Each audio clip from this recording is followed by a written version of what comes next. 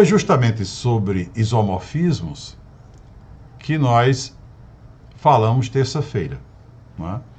E aí nós vimos que, combinando o conceito de isomorfismo com essa relação que existe entre transformações lineares e matrizes, a gente percebe como é importante conhecer pelo menos uma matriz associada a uma transformação linear. Porque nós vimos que sempre que nós tivermos uma transformação linear entre dois espaços vetoriais e sempre que nós considerarmos uma base do domínio e uma base do contradomínio dessa transformação, a gente vai ter uma matriz associada a essa transformação. E dizer que a matriz está associada a essa transformação é dizer que a matriz, de fato, representa a transformação. É como se ela fosse a própria transformação. Tanto é assim que ela pode ser utilizada para obter a transformação, obter a expressão que define a transformação. Porque, como nós vimos, nós analisamos um problema que dissemos sobre ele, inclusive, que ele era um problema de mão dupla. Eu poderia ter a expressão que define a transformação e encontrar uma matriz associada a ela, como também, no sentido contrário, eu poderia ter uma matriz associada a uma transformação e, a partir dessa matriz, obter a expressão que define a transformação linear. Foi isso que nós vimos terça-feira. Resolvemos um exemplo de uma transformação G definida do R3 para o R2, onde inicialmente nós consideramos a expressão que define a transformação G, e dessa transformação obtivemos uma matriz associada à transformação, e depois resolvemos o problema do sentido contrário. Consideramos a matriz obtida e conseguimos, por meio dela, obter a expressão que define essa transformação. Por isso que falamos que o problema existia nos dois sentidos. Era um problema de mão dupla. Era uma expressão, inclusive, do R3 para o R2, que gerou uma matriz de dimensão ou de ordem 2 por 3, quando na oportunidade nós dissemos, se nós fizermos uma variação nas bases, certamente encontraremos outras matrizes associadas a essa transformação. Porque sempre que a gente varia qualquer uma das bases, seja a do domínio, seja a do contradomínio, a gente encontra uma matriz diferente. Porém, todas as matrizes que nós encontrarmos associadas à mesma transformação, apesar de diferentes, elas terão em comum a ordem. Nós dissemos terça-feira que, por exemplo, no caso de uma transformação como aquela G com a qual nós trabalhamos, que era definida do R3 para o R2, nós dissemos que toda matriz associada a ela seria de ordem 2 por 3. Porque sempre uma matriz associada a uma transformação linear de domínio V1 e contradomínio V2, ela terá ordem dimensão de V2 por dimensão de V1.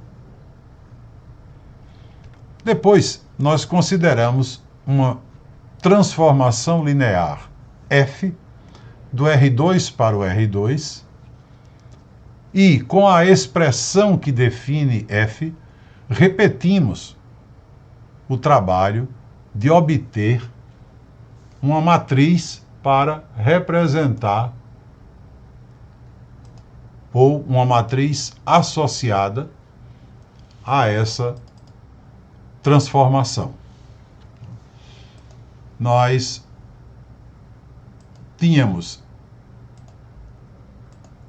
em consideração essa transformação linear do R2 no R2, onde a expressão que a definia era f de xy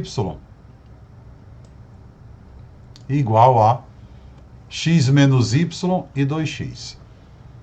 Foi com essa transformação linear que nós encerramos o nosso estudo na terça-feira. E nós consideramos lá a base 1 e 1 e 2 e 1 como sendo a base do domínio e a base canônica do R2, 1001, como sendo a base do contradomínio. Então eu tenho R2 e R2, entre eles esta função linear f. Para o domínio foi considerada a base alfa e para o contradomínio foi considerada a base beta. É evidente que com esses dados eu consigo determinar uma matriz associada a essa função linear com relação a essas duas bases. E nós vimos como fazer isso. Era um trabalho em praticamente 2 etapas. Eu calculava a função em cada vetor da base do domínio, calculávamos, portanto, f de 1 e 1 e f de 2 e 1, e pegávamos os resultados e escrevíamos como combinação linear da base do contradomínio. Porque os resultados, f de 1 e 1 estará no contradomínio. F de 2 e 1 também. Então, f de 1 e 1 e f de 2 e 1 nós escrevíamos como combinação linear da base do contradomínio. E os escalares que eram obtidos nessas combinações lineares, nós trazíamos para formar as colunas da matriz associada à função. Quando nós calculamos, nós encontramos valores que diziam respeito a vetores que, quando escritos como combinação de 1 e 1 e 2 e 1, o primeiro escalar era 0 e o segundo era 2. Então, o 0 e 2 vieram para formar a primeira coluna.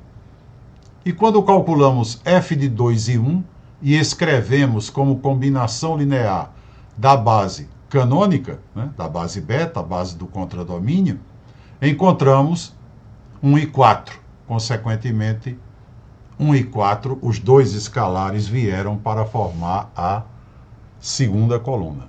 E sempre o trabalho é esse. Calculo a função em cada vetor da base do domínio e o resultado obtido escrevo como combinação linear da base do contradomínio. Uma vez escrita a combinação linear, eu extraio os escalares e trago para formar as colunas da matriz. Não é? Então, calculamos f de 1 e 1, escrevemos como combinação de 1, 0, 0, 1, que a gente sabe que não tem o que fazer, porque escrever como combinação da base canônica não tem problema. Os escalares serão as próprias componentes do vetor. E trouxemos os escalares, que eram 0 e 2, para formar a primeira coluna. Depois fizemos o mesmo com f de 2 e 1. Escrevemos em função da base beta e trouxemos os escalares 1 e 4 para formarem a segunda coluna. Muito bem.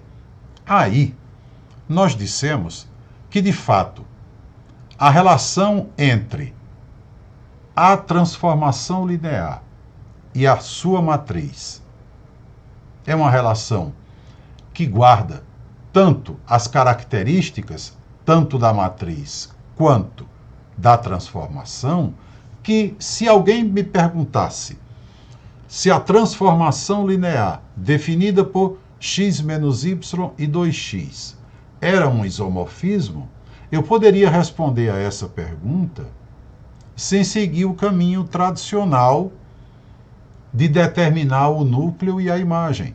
Por quê? Primeiro, porque eu sei o que significa ser um isomorfismo.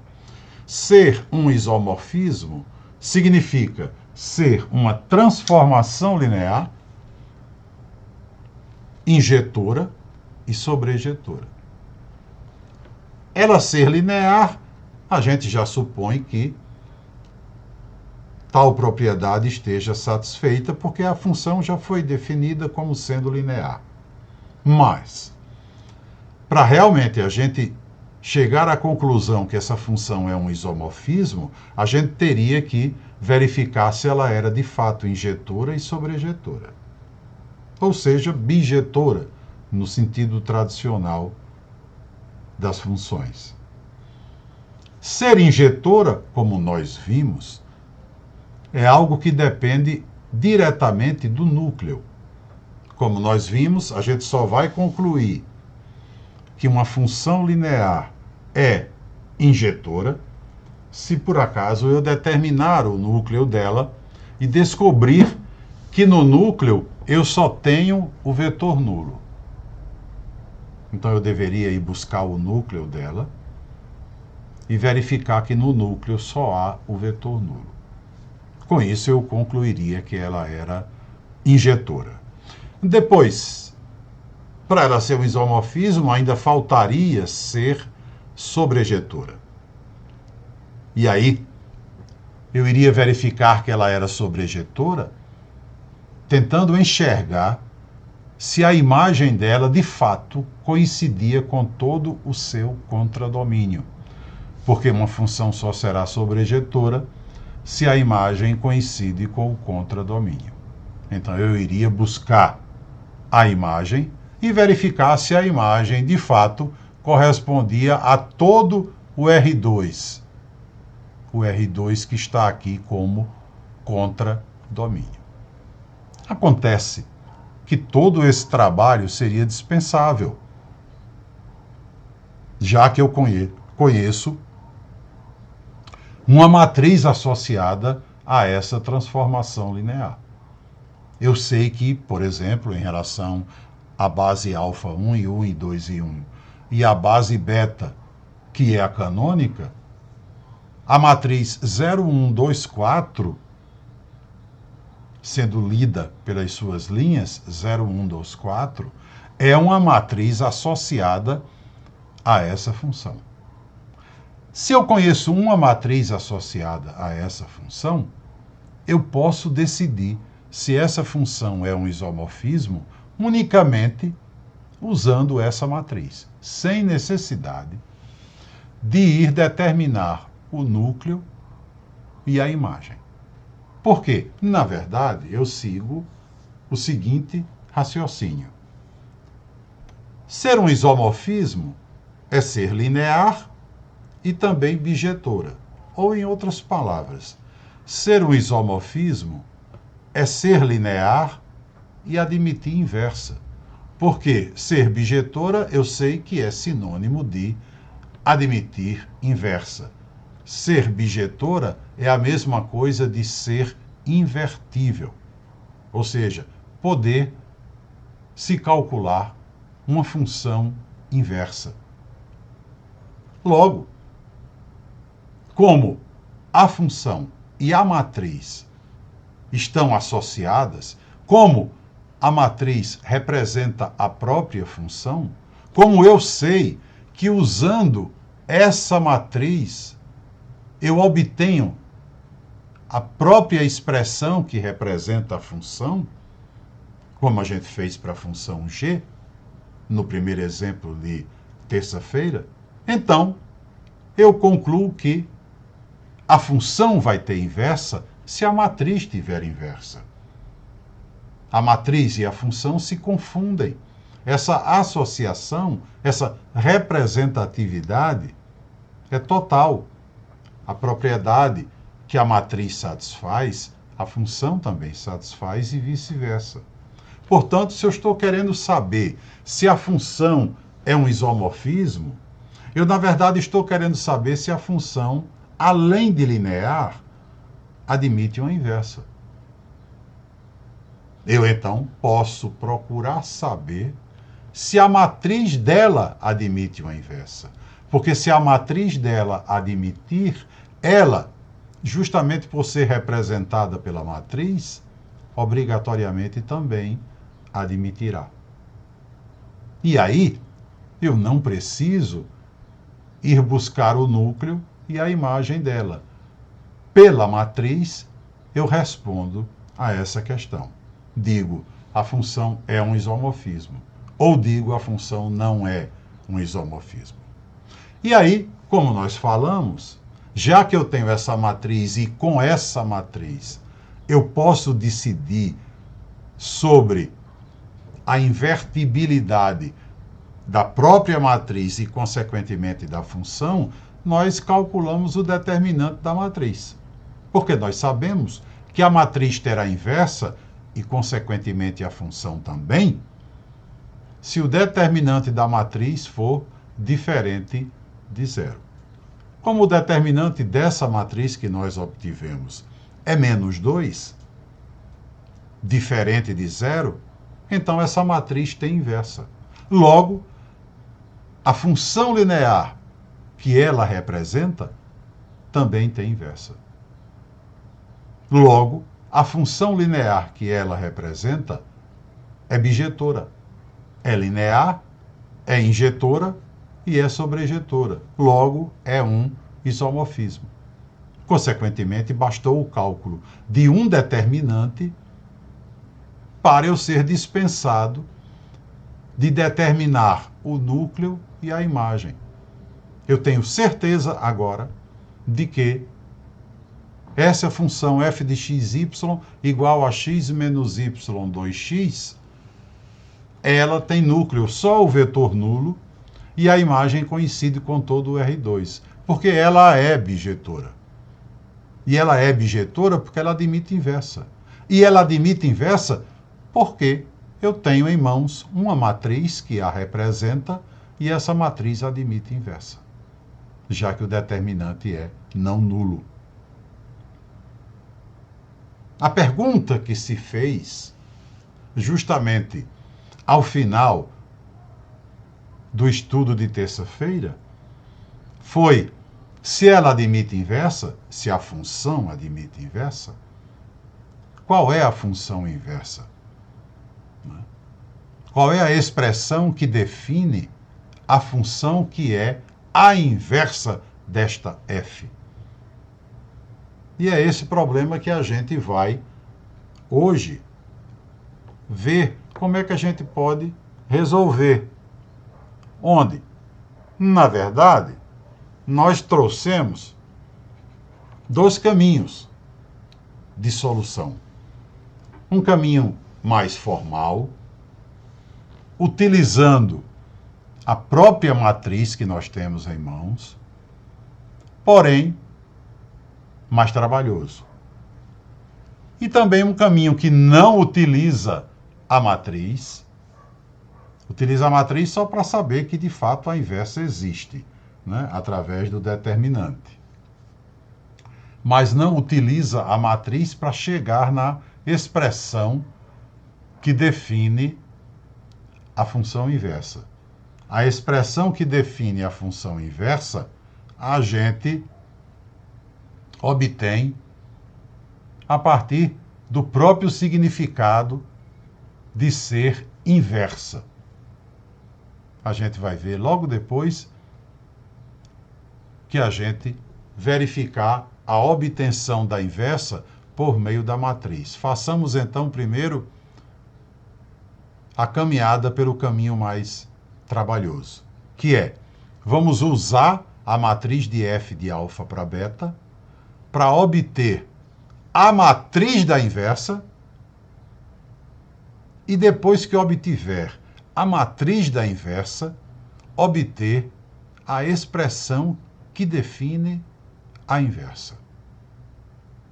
Justamente o problema contrário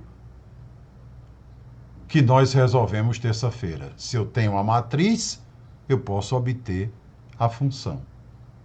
Então, por enquanto, eu tenho a expressão que define f e a matriz de f.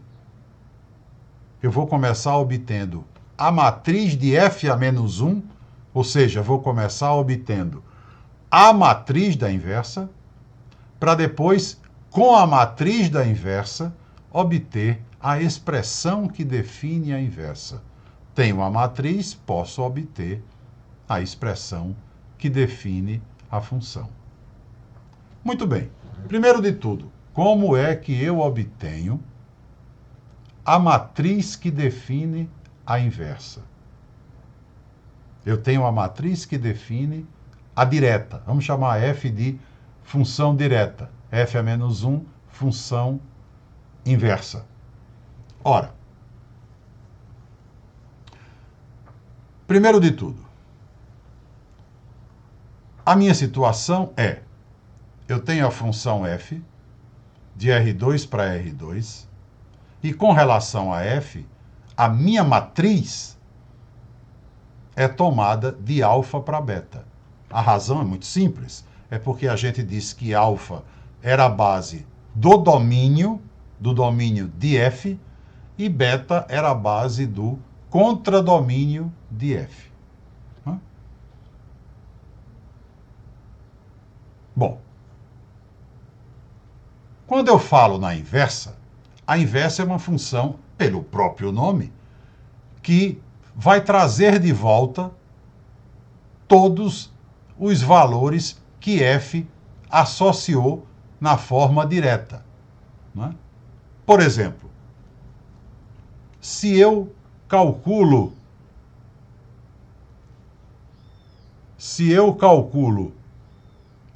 f,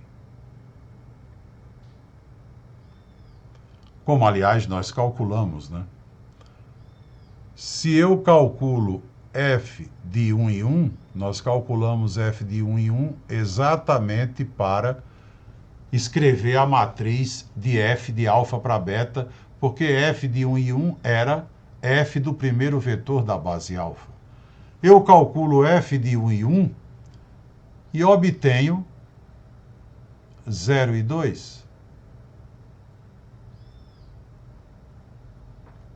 Então, enquanto a f associa 1 e 1 a 0 e 2, né? Suponhamos que 1 e 1 esteja aqui, enquanto a f pega 1 e 1 e leva em 0, 2, a f a menos 1 traz 0,2 de volta para 1 e 1. Ou seja, f a menos 1 de 0,2 tem que ser igual a 1 e 1. Porque f a menos 1, supostamente, é a inversa de f. Se f leva 1 e 1 em 0 e 2, f a menos 1 traz 0 e 2 em 1 e 1. Por que eu estou falando isso? Pode parecer que eu estou falando a coisa mais óbvia do mundo, mas é só para você perceber o seguinte.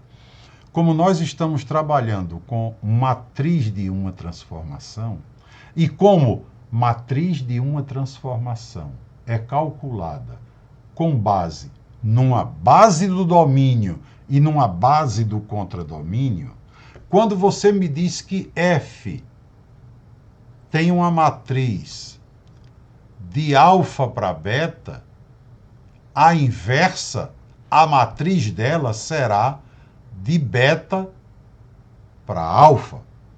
Porque para a inversa, o domínio é esse aqui, que tem base beta.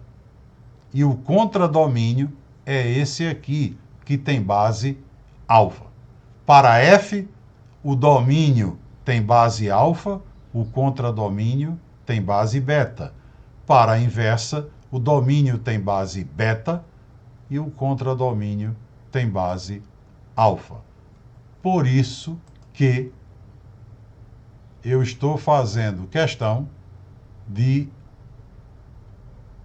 verificar essa observação, tá?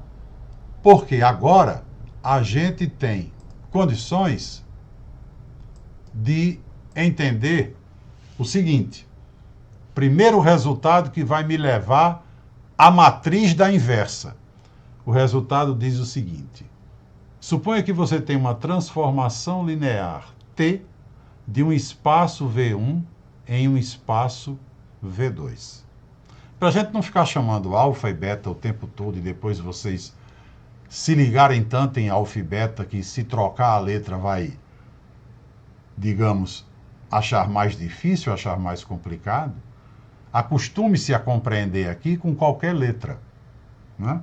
Então, suponhamos que a transformação T saia de um espaço V1, associe vetores de um espaço V1 a vetores de um espaço V2.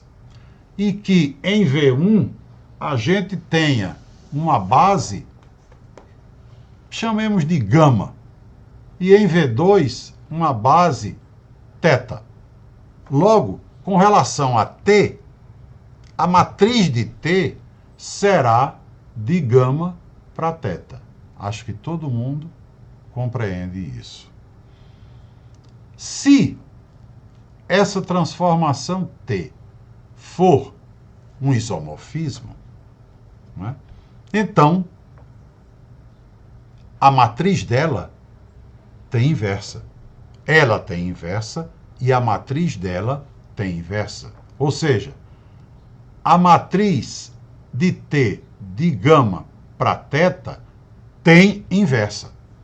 E justamente a inversa dessa matriz, a inversa da matriz de T de gama para θ, é a matriz da transformação inversa. Só que a transformação inversa, a matriz dela é de θ para gama, né? Aqui F é de alfa para beta, F a menos 1 é de beta para alfa. E esse resultado me diz que a inversa da matriz de T é a matriz da transformação inversa. Logo, se você tem a matriz de F e quer encontrar a matriz de F a menos 1, a matriz de F a menos 1 será a inversa da matriz de F. Aplicando esse resultado para a situação que a gente está estudando, a gente tem exatamente essa conclusão. Eu tenho a matriz de F. A matriz de F é de alfa para beta. Eu quero encontrar a matriz de F a menos 1. Eu quero encontrar a matriz da inversa. A matriz da inversa será de beta para alfa. E a matriz da inversa será a inversa dessa matriz. É o que o resultado está dizendo. A matriz da inversa é a inversa da matriz. Eu só preciso saber como é que eu determino a inversa dessa matriz. De um modo geral, determinar a inversa de uma matriz é um trabalho, digamos, penoso. Não é um trabalho rápido para fazer. Porque, evidentemente, depende muito da ordem da matriz, né? Primeiro, é evidente que só terá inversa uma matriz que for quadrada, não é? Porque só a matriz quadrada tem determinante. E somente tendo determinante é que eu vou poder deduzir se ela tem inversa. Porque para eu saber que a matriz tem inversa, eu preciso calcular o determinante e ver se ele é diferente de zero. Logo, tem que ser quadrada para ter determinante, para que eu veja que o determinante não é nulo e, consequentemente, obtenha a matriz. a rigor, né? Seja qual for a ordem da matriz, a gente diz que a inversa dela é a transposta da matriz dos cofatores, multiplicada por 1 sobre o determinante. Eu não vou parar aqui para explicar o que é a matriz dos cofatores, porque supõe-se que todo mundo estudou matrizes, apesar de eu também saber que se a gente colocasse aqui agora uma matriz 3 por 3, certamente pouquíssima gente conseguiria obter a inversa. E mesmo porque hoje já tem milhões de aplicativos que você dá o valor da matriz e ele dá a inversa. Então, não vou me preocupar com a obtenção da inversa. Apenas eu vou aproveitar o nosso exemplo, que é de um caso em que a matriz é 2 por 2, né? Para que a gente coloque a situação que de fato é a mais simples. O caso 2 por 2 é disparadamente o mais simples. Porque o caso 2 por 2 ele admite uma maneira de obtenção da inversa que é muito fácil. Muito fácil. Se então eu quero obter a inversa dessa matriz, por quê? Porque a matriz de f a menos 1 é a inversa da matriz de f, eu apanho a matriz de f e faço o seguinte. Veja o que é que eu tenho que fazer para obter a inversa, né? A maneira mais rápida de obter a inversa é, vamos escrever aqui que está mais próximo. Pronto. Primeiro de tudo, eu já calculei o determinante daqui, né, justamente para saber se essa matriz admitia a inversa, né? Calculei e o determinante deu menos 2. Guardo esse resultado. E justamente por ele não ter sido zero, é que eu tenho certeza que ela tem inversa. E agora então o que é que eu faço? Os elementos da diagonal principal eu troco de posição. O 4 vem para cá, o 0 desce para cá. E os elementos da diagonal secundária eu troco de sinal. Ficará menos 2 e menos 1. E aí você vê que, além do procedimento ser bem simples, ele é ótimo também de você memorizar, né? Por quê? Diagonal principal eu troco de posição. Aí é só você lembrar que principal começa com P e posição também. Então, principal, posição. E a diagonal secundária, você troca de sinal. E aí basta você lembrar que secundária começa com S e sinal também.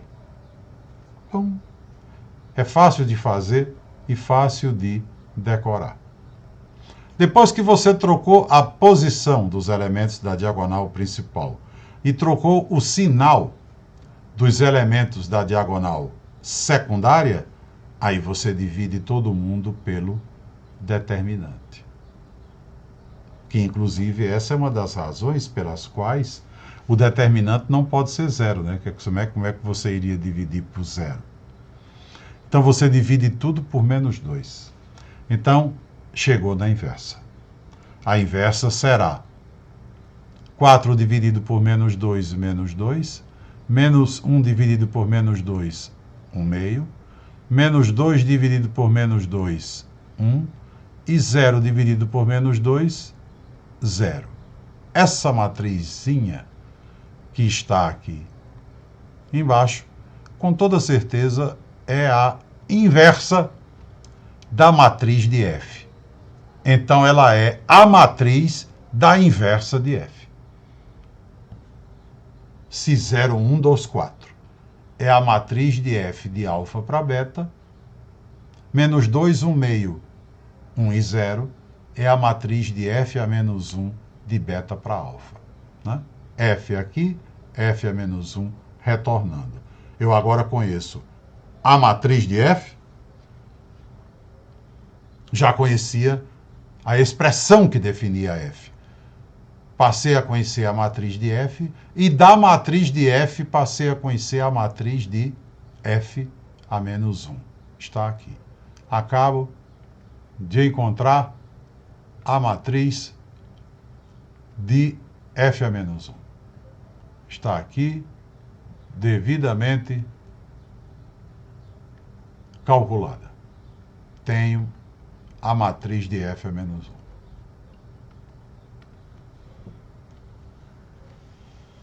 Bom, agora meu problema vai retornar para o que nós estudamos na terça-feira. Eu tenho a base beta, que é a base do domínio de f a menos 1. Eu tenho a base alfa, que é a base da imagem ou do contradomínio de f a menos 1. Eu tenho a matriz de f a menos 1, de beta para alfa, e quero descobrir a expressão que define f a menos 1. Quero descobrir a expressão que define f a menos 1. Então, o que é que eu faço? Vou utilizar a mesma fórmula, o mesmo resultado que nós utilizamos terça-feira. O resultado era, olha, se você tiver a matriz, como você tem, e quiser encontrar a expressão que define a função, você usa esse resultado, que foi o resultado que nós vimos terça-feira, e que, através dele, nós pegamos a matriz daquela função g, da aula de terça-feira, e da matriz de g, nós obtivemos a expressão que define a função g. E o resultado diz: suponha que você tem uma transformação, né, de V1 para V2. A base do domínio é gama. A base do contradomínio é θ. Então, se você toma qualquer vetor do domínio, qualquer vetor V no domínio, você vai poder dizer que as coordenadas de T de V na base θ, T de V está em V2, né? V está em V1, T de V está em V2. Então, coordenadas de T de V na base de V2, que é θ, valem o produto da matriz de T de gama para θ, multiplicada pelas coordenadas de V na base gama, porque V é de V1. Então, coordenadas de V estão escritas na base gama, coordenadas de T de V na base θ. E você tem a matriz de T de gama para θ. Qual é a nossa situação? T é a f a menos 1, né? Que a gente quer calcular exatamente a expressão que define a função inversa. Então, T é f a menos 1. V é do domínio de f a menos 1. Então, V é aqui. Então, V é um xy. V é um xy. E aí vamos ter. Vamos ver, para a gente não fazer uma mistura das bases e levar tudo por água abaixo. Então vamos ver lá. O resultado diz: T de V, que será f a menos 1 de xy. F a menos 1 de xy está onde? Aqui. XY está aqui f a menos 1 de xy está aqui. Então, coordenadas de f a menos 1 de xy na base alfa, coordenadas de f a menos 1 de xy na base alfa, valem o produto da matriz de f a menos 1 de beta para alfa, porque f a menos 1 é de beta para alfa, pelas coordenadas de xy na base beta. Então, a nossa fórmula para o problema que nós estamos resolvendo fica exatamente escrita desse jeito. Coordenadas de f a menos 1 de xy na base alfa são iguais ao produto da matriz de f a menos 1 de beta para alfa pelas coordenadas de xy na base beta. Então, o que é que nós temos aqui? Do lado esquerdo, a gente não mexe, exatamente como fizemos terça-feira. Coordenadas de f a menos 1 de xy na base alfa valem a matriz de f a menos 1 de beta para alfa, que é esta, menos 2, 1 meio, 1 e 0, pelas coordenadas de xy na base beta.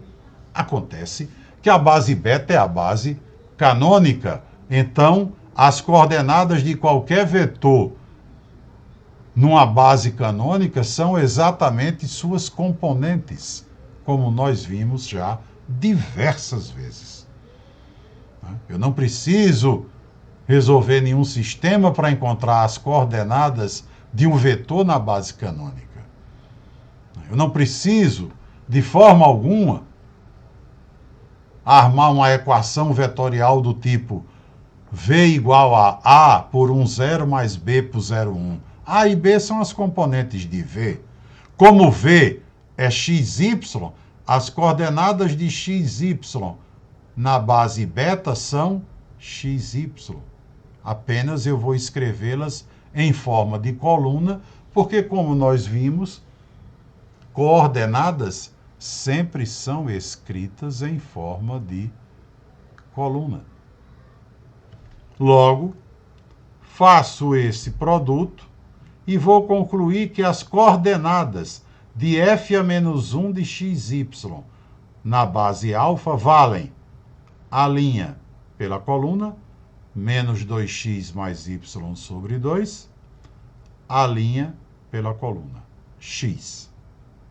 Logo, concluí que as coordenadas de f a menos 1 de xy na base alfa são esses dois escalares. Consequentemente, quem será f a menos 1? Eu tenho as coordenadas na base alfa e conheço a base alfa. Tenho as coordenadas e conheço a base alfa. Então, o vetor f a menos 1 de xy será a primeira coordenada multiplicada pelo primeiro vetor da base alfa, 1 e 1, mais a segunda coordenada multiplicada pelo segundo vetor da base alfa, que é 2 e 1. Quando eu faço essa operação, obtenho f a menos 1 de xy igual a, na primeira componente, não é? Menos 2x mais y sobre 2 vezes 1, que é o próprio menos 2x mais y sobre 2, somado com 2x, que é a primeira componente daqui. Então, vai cancelar menos 2x com mais 2x, eu ficarei apenas com y sobre 2. E depois, menos 2x mais y sobre 2 vezes 1, de novo, mais x. Então, agora eu tenho menos 2x mais x, menos x. Então, eu tenho y sobre 2 menos x. Essa é a expressão que define a função inversa, a função direta. A função f é definida por x menos y, 2x, E a função inversa, f a menos 1, é definida por y sobre 2, y sobre 2 menos x. Vamos fazer apenas uma observação bem simples. Se, por acaso, a gente quiser comprovar, né, que o trabalho que a gente fez está correto, tanto para a obtenção da matriz inversa como para a obtenção da função inversa, a gente tem inteira condição de fazer. Tá? Tem inteira condição de fazer. De que maneira? Veja bem. Como é que eu posso comprovar que, de fato, essa matriz é a inversa desta? Existe um resultado bem simples que me permite comprovar isto. Vamos fazer o seguinte, vamos apagar essa parte aqui, vamos salvar, que depois eu quero aproveitar, já está salvo. Vamos apagar essa parte para a gente fazer essa verificação. O resultado que me permite verificar se uma matriz é realmente a inversa da outra é o seguinte resultado. Eu multiplicando uma matriz por aquela que eu estou dizendo que é a inversa dela, isso aqui, se essa inversa foi calculada corretamente, o resultado desse produto é a matriz identidade. Aquela que tem o número 1 na diagonal principal, né? E 0 nas demais posições. Então, por exemplo, aqui no caso, se eu fizer o produto de 0, 1, 2, 4 por menos 2, 1 meio, 1 e 0, se eu fizer esse produto, o que é que eu obtenho? Né? Essa linha por essa coluna tem o 0 por menos 2 mais 1 por 1. Então, tem 1. Essa linha por essa coluna, 0 por 1 meio mais 1 por 0. Essa linha por essa coluna, 2 por menos 2, menos 4, mais 4 por 1, 0.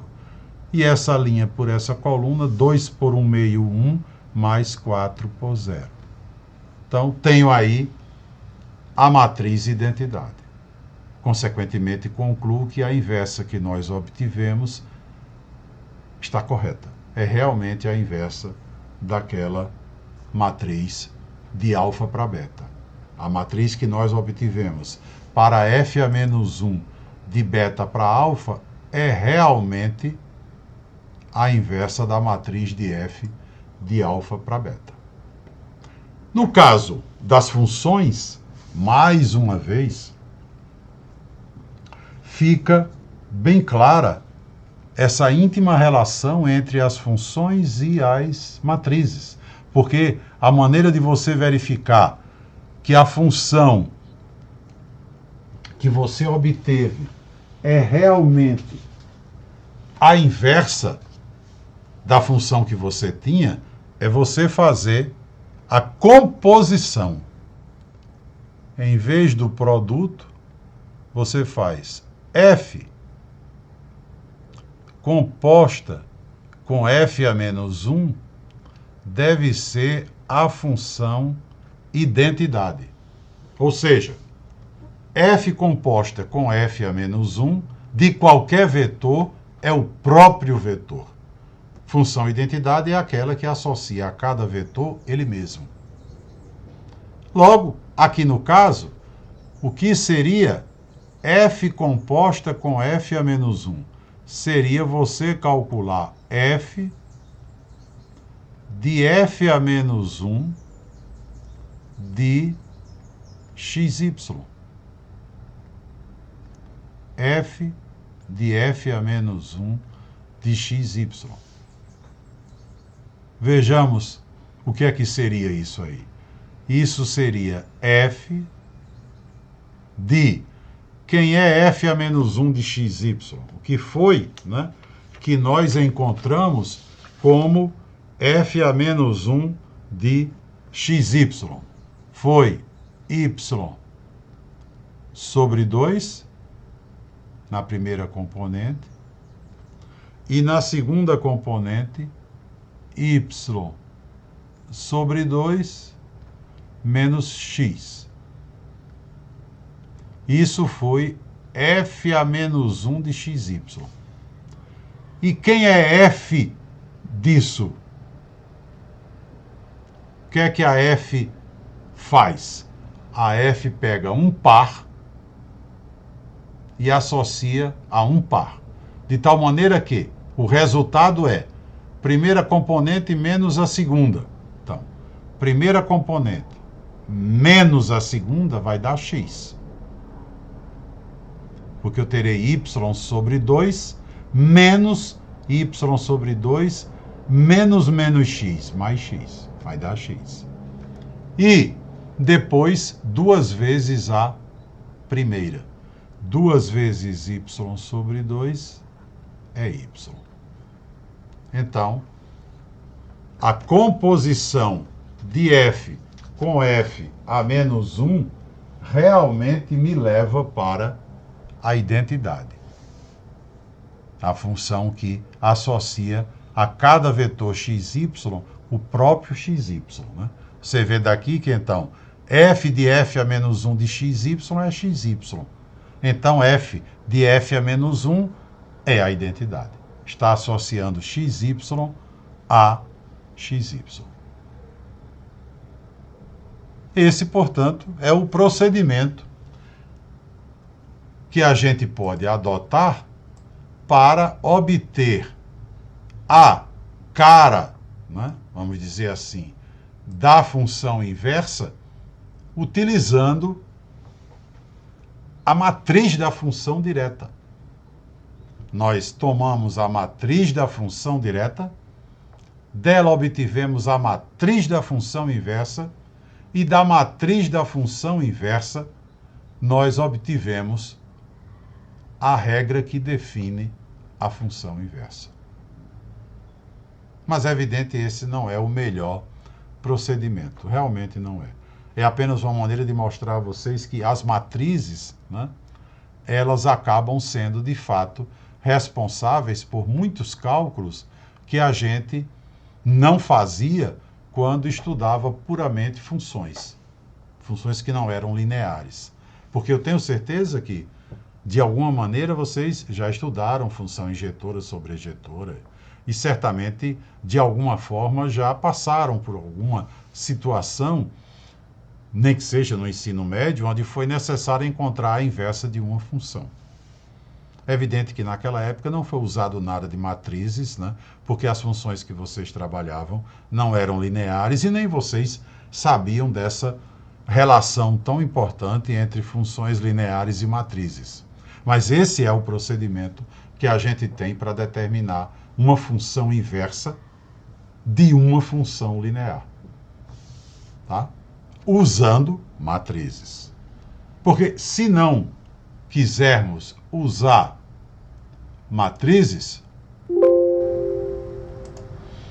a gente, né, nós podemos adotar um procedimento simplesmente baseado no conceito de função inversa. E o procedimento seria esse aqui, sem falar em matriz, sem falar em base de domínio e sem falar em base de contradomínio. Eu poderia determinar a inversa da mesma forma e temos que reconhecer, né, muito mais rapidamente. Tá? O procedimento se baseia exatamente no fato de que f a menos 1 é a inversa de f. O que f fizer, f a menos 1 desfaz. Pronto. Ou seja, vamos supor que nós, e é claro, estejamos com a mesma função, né? F de xy igual a x menos y 2x, e a gente saiba que f de xy é um certo AB, né? Aquela história que a gente fez. Eu sei que a f associa elementos do domínio a elementos do contradomínio. Ela pega um xy e traz para um AB. Evidentemente, f a menos 1 leva de volta AB para xy. Né? Ou seja, enquanto f de xy é AB, acontece isso aqui nesse sentido, f a menos 1 de AB será xy. Como f a menos 1 de AB é xy, basta que eu encontre quem é x e quem é y para descobrir qual é a fórmula de f a menos 1 de AB. Né? Na hora que eu digo, suponha que f de xy seja AB.